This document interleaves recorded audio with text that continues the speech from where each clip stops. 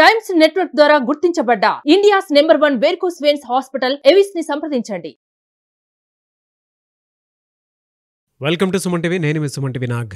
కోల్కతా ఇన్సిడెంట్కి సంబంధించింది నేను రవీంద్రనాథ్ గారు చేస్తున్నటువంటి ప్రయత్నం ఏదైతే ఉందో ప్రతి ఒక్క ఆడియన్స్ మాతో పాటు కలిసి వస్తూ ఉన్నారు. ఒక రైట్ జడ్జ్మెంట్ కోసం మేము కూడా ఎదురు చూస్తూ ఉన్నాము. చాలా డీప్ ఎమోషన్స్ తోటి కనెక్ట్ అయ్యి దీన్ని చేస్తూ ఉన్నాము. మాతో పాటు చాలామంది వచ్చేటువంటి ఆడియన్స్ ఎవరైతే ఉంటారో వాళ్ళకి స్పెషల్ థ్యాంక్స్. నాగరాజ్ గారు అండ్ రవీంద్రనాథ్ గారు మీకు స్పెషల్ థ్యాంక్స్ అని చెప్తూ మా నేమ్స్ మెన్షన్ చేస్తూ మరీ చెప్తూ ఉన్నారు. అండ్ కొన్ని సలహాలు సూచనలు కూడా ఇస్తూ ఉన్నారు. దీని మీద ఈ డెవలప్మెంట్ మీద మాట్లాడండి, ఇది ప్రజలకు తెలియాలి, అండ్ దీని మీద ఈరోజు కాలేజ్ మీద ఒక్కొక్క ప్రక్షాళన జరగాలి, దీని మీద మాట్లాడండి అని చెప్పేసి సలహాలు సూచనలు ఇస్తున్నారు. సో మీ అందరికీ ఒక్కసారి స్పెషల్ థ్యాంక్స్ ప్రతి ఒక్కరికి కూడాను. అయితే కోల్కతా ఇన్సిడెంట్కి సంబంధించినటువంటి విషయంలో మనం మాట్లాడుకుంటే ఇప్పటి వరకు ఉన్న దాంట్లో ఎలాంటి పురోగతి సాధించింది ఈ కేసు అనేది ఒకసారి డీటెయిల్గా మనం ఒకసారి మాట్లాడుకుందాము. అండ్ సిబిఐ కూడా ఇన్వాల్వ్ అయింది కదా. సో న్యూస్లో వస్తున్నటువంటి ఇన్ఫర్మేషన్ ప్రకారం వాళ్ళ అథెంటిక్ సోర్స్ నుంచి కొన్ని విషయాలు మనం మాట్లాడుకుందాము. ఎక్కడి వరకు డెవలప్మెంట్ వచ్చింది అనేటువంటిది. ఈరోజు మనతో పాటు హైకోర్టు అడ్వకేట్ రవీంద్రనాథ్ గారు ఉన్నారు. వారి మాటలో తెలుసుకుందాం. Hello sir. హాయ్ అండి నాగరాజ్ గారు. మన ఆడియన్స్ అయితే మనతో పాటు వచ్చి న్యాయం జరగాలి అని చెప్పేసి ప్రతి అప్డేట్ని ప్రతి ఒక్కరికి షేర్ చేసుకుంటూ ఇవాళ ప్రతి ఇళ్లల్లోనూ స్కూల్స్, కాలేజ్, ఆఫీస్లో కూడా అవేర్నెస్ క్రియేట్ చేసి ఒక మంచి ఇన్ఫర్మేషన్ ఇస్తున్నారని చెప్పి మనతో పాటు వస్తూ ఉన్నారు. సో ఈరోజు దీనికి సంబంధించినటువంటి అంటే కేసుకి సంబంధించినటువంటి అప్డేట్స్ కనుక మనం మాట్లాడుకోవాలి అనుకుంటే ఏమున్నాయి అంటే సిబిఐ కూడా ఇన్వాల్వ్ అవ్వటం జరిగింది. సో ఏం జరుగుతుంది? జ్యుడిషియల్లో ప్రతిరోజు ఒక లైవ్ టెలికాస్ట్ సుప్రీంకోర్టులో ఏదైతే ట్రయల్స్ అవుతున్నాయో ఒక సత్సంప్రదాయాన్ని తీసుకొచ్చారు. సో మనం కూడా ఏంటంటే ఈ కేసు సంబంధించి ప్రతి ఒక్కరు తెలియాలి లీగల్ రైట్స్ ఎలా ఉంటాయి, ఏమేమి పురోగతి సాధించారు, దీనివల్ల ఫ్యూచర్లో చాలా మంచి రిజల్ట్స్ వస్తాయి, ఒక మంచి న్యాయం జరిగే అవకాశం ఉంటుంది విక్టిమ్ యొక్క ఫ్యామిలీస్కి కానివ్వండి. ఆ సంఘటనకు సంబంధించి మళ్ళీ ఇట్లాంటి పునరావృతం కాకుండా ముఖ్యంగా సుప్రీంకోర్టు చెప్పిన గైడ్లైన్స్లో కూడా ఇటువంటి విషయాలు మళ్ళా రిపీట్ కాకుండా ఈ జాతర ఎక్కడితో పులి స్టాప్ ఉండాలి అని నేను చెప్పడం జరిగింది. సో మనం చేస్తున్నటువంటి ఏదైతే ఉందో డైలీ అప్డేట్స్ మనం అందించే ప్రయత్నం చేస్తున్నాం. దీంట్లో కూడా ముఖ్యంగా ఈ రోజు విషయానికి వస్తే నాగరాజ్ గారు ముఖ్యంగా సిబిఐ వాళ్ళు ఎంక్వైరీ చేయడం మొదలుపెట్టారు. సుప్రీంకోర్టు చంద్రచూడ్ గారు ఇచ్చినటువంటి గైడ్లైన్స్ ప్రకారం ఈరోజు సిబిఐ ఎంక్వైరీ చేశారు. ఆ ఎంక్వైరీస్లో భాగంగా సందీప్ ఘోష్ ఎవరైతే ఎక్స్ ప్రిన్సిపల్ సందీప్ ఘోష్ గారి మీద కీలకమైనటువంటి డీటెయిల్స్ బయటకు వచ్చాయండి నాగరాజ్ గారు. అసలు ఇలాంటిది ఒకటి ఉంటుందా అని కూడా మనం ఎక్స్పెక్ట్ చేయలేం. అంటే ఎవరైతే ఈ బాధితుడు కల్ప్రిట్ ఎవడైతే ఉన్నాడో ఈ కల్ప్రిట్ ఉన్నటువంటి సంజయ్ రాయ్కి సందీప్ ఘోష్కి మధ్య లింకులు ఉన్నాయి అన్నది ఈరోజు బహిర్గతమైందండి. అంటే ఎవిడెన్సెస్ రేపు మనకు కన్ఫర్మేషన్స్ వస్తాయి. బట్ ఈరోజు అందరి ఇన్ఫర్మేషన్ ప్రకారం ఏంటంటే ఆయన ఫోన్ చాటింగ్స్, ఆయన మొబైల్ వాట్సాప్ చాటింగ్స్, మిగిలిన అన్నింటిలో కూడా ఈ సంజయ్ రాయ్కి ఆయనకి కాంటాక్ట్స్ జరుగుతున్నాయి. అంటే ఈ సంగతి కాదండి, ఈయన యాక్చువల్గా ఆయనకు ఉన్నటువంటి సెక్యూరిటీ బోర్డర్లో అంటే సందీప్ ఘోష్ కాలేజీ ప్రిన్సిపల్గా ఆయన ఇందాక కూడా చెప్పాం. సందీప్ ఘోష్ ఎప్పుడు కూడా 4 బౌన్సర్స్ వెళ్తుంటాడు.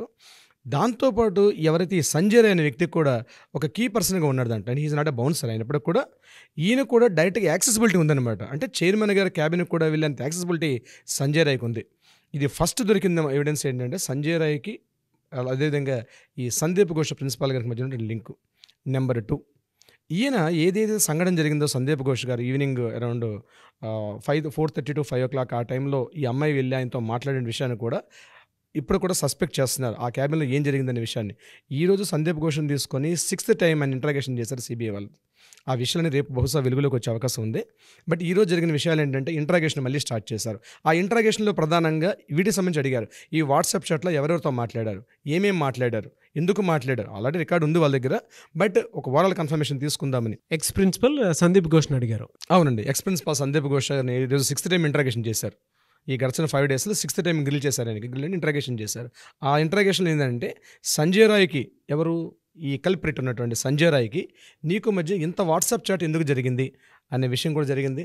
అదేవిధంగా సంఘటన జరిగినటువంటి morning 6:30 to around in between the 9:30 టైంలో అంటే మార్నింగ్ 6:30 to 9:30 వరకు ఆయన వాట్సాప్ చాట్లో ఎవరెవరికి కాల్స్ చేశారు అన్న విషయం కూడా ఈరోజు ఇంట్రాగేషన్ జరిగిందండి చాలా వరకు.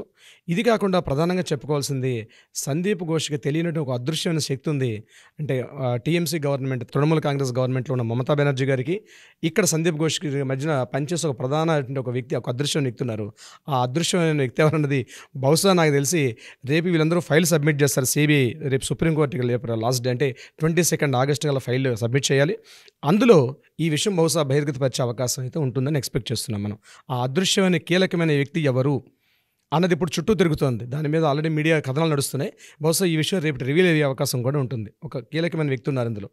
బా ముఖ్యంగా సందీప్ ఘోష్ ఎవరైతే ఎక్స్ ప్రిన్సిపాల్ అనే వ్యక్తి ఉన్నారో, ఈయన చేసినటువంటి మార్నింగ్ 6:30 టు అప్ టు 9:30 ఈ టైంలో జరిగినటువంటి ఎవరెవరితో మాట్లాడుతున్నారనే విషయం కాకుండా సంఘటనా స్థలాన్ని అంత తొందరగా ఎవిడెన్స్ని పూర్తిగా రూపుమాపేయాలని ఆయన ఇమీడియట్గా క్లీనింగ్ కార్యక్రమం పెట్టి తొందరగా చేసే పనులన్నీ కూడా ఈరోజు సస్పెక్ట్ చేస్తుంది సిబిఐ.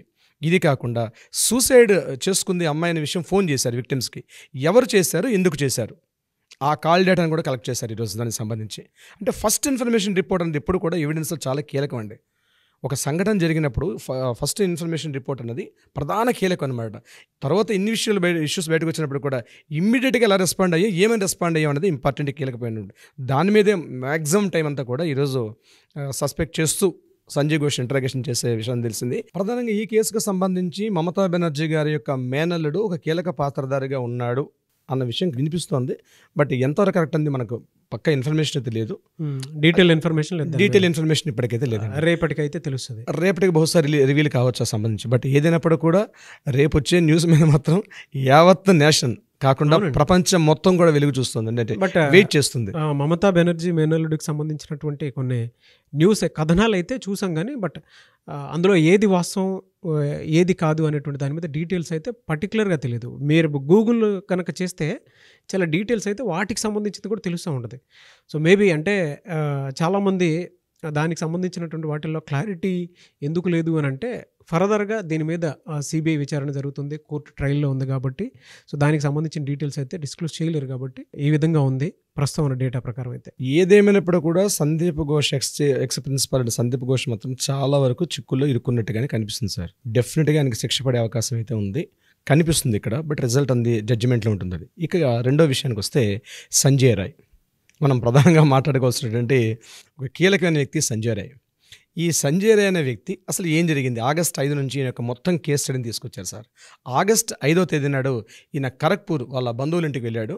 5వ తారీఖు నుంచి అక్కడే 5th, 6th, 7th అక్కడే ఉండి 8th ఖరగ్పూర్లో బయలుదేరి 8th ఈవినింగ్ వచ్చాడు. అంటే ఈ సంఘటన జరిగిన ముందు రోజు రాత్రి వచ్చాడు.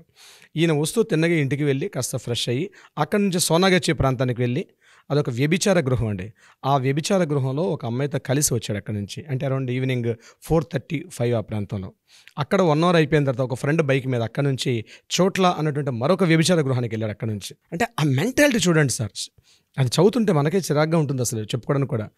ముందు సోనాగచ్చి ప్రాంతంలో వ్యభిచార గృహానికి వెళ్ళాడు. అక్కడ నుంచి రిటర్న్ అరౌండ్ 4:30 to 6:30 మధ్యలో సోనాగచ్చి ప్రాంతంలో తిరిగినట్టుగా సీసీ ఫుటేజ్ బయటకు వచ్చి అక్కడ ఒక వ్యక్తిని కలిశాడు. అయితే అది అయిపోయిన తర్వాత అక్కడ నుంచి చోట్ల ప్రాంతానికి వచ్చాడు. చోట్ల ప్రాంతంలో మరొక మహిళతో కలిశాడు ఆయన. అక్కడ అరౌండ్ 7:30 వరకు అక్కడే ఉన్నాడు. మీడియా వాళ్ళు వెళ్ళి ఆమెను కలిశారు. యాక్చువల్గా ఆ వ్యభిచార గృహంలో ఏ వ్యక్తినైతే, అంటే ఏ స్త్రీతో అయితే నేను కలిశాడో ఆమెను వెళ్ళి ఇంటరాగేట్ చేశారు. మీడియా వాళ్ళు ఇమ్మీడియట్గా ఉంటుంది కదా, మీడియా వాళ్ళు అంటే క్యూరియాసిటీ ఉంటుంది కదా.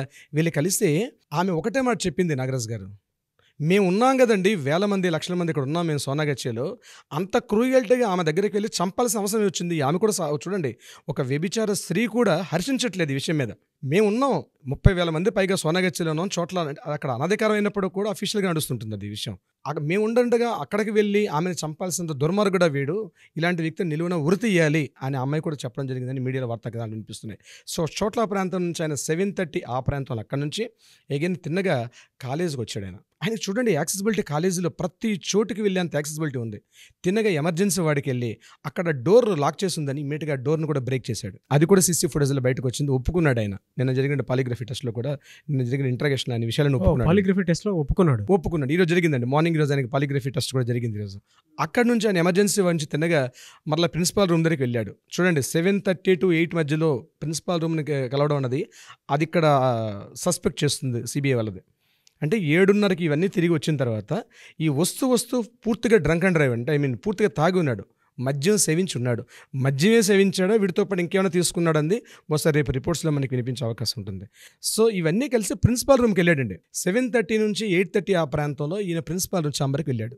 ఇది ఇక్కడ ఒక సస్పెక్ట్ అవుతుంది. ఇక్కడ ఎందుకు వెళ్ళి కలిశాడు ప్రిన్సిపాల్ ఛాంబర్ని, అంటే ఆఫ్టర్ ఆల్ ఒక volunteer, civic volunteer head of the institution అంటే ప్రిన్సిపాల్ రూమ్కి డైరెక్ట్ యాక్సెసిబిలిటీ అంటే ఎంతో చనువు ఉంటే కానీ డైరెక్ట్గా వెళ్ళలేమండి నాగరాజ్ గారు. అట్లాంటిది ఆయన వెళ్ళి పర్సనల్గా కలిసి రిటర్న్ మళ్ళీ 9:30కి వచ్చి అక్కడ నుంచి బైక్ మీద మరి వేరే ఫ్రెండ్ తోటి వేరే చోటికి వెళ్ళి ఏవో సమ్ ఫుడ్ అవన్నీ కూడా క్యారీ చేసి తీసుకొచ్చి 12:30 ఆ ప్రాంతంలో పడుకున్నాడు సార్. ఈయన ఏదో ఫోన్ వచ్చింది ఆయనకి ఆ టైంలో 12:30 ఆ టైంలో ఫోన్ వచ్చింది.